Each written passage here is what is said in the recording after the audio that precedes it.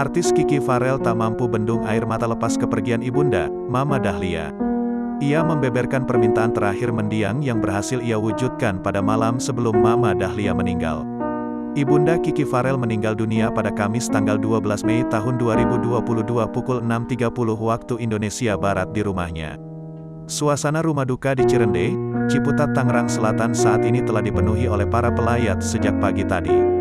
Kiki Farel dan adiknya juga terlihat berada di samping jenazah sang ibu. Keduanya terlihat sangat terpukul kehilangan sosok ibu yang selama ini merawat mereka. Dalam kesempatan yang sama, Kiki menyampaikan permintaan terakhir sang ibu, yaitu kasur. Menurut keluarga, kasur tersebut baru sampai di rumah duka pada Rabu tanggal 11 Mei tahun 2022 malam. Kasur tersebut pada akhirnya digunakan untuk meletakkan jenazah Mama Dahlia.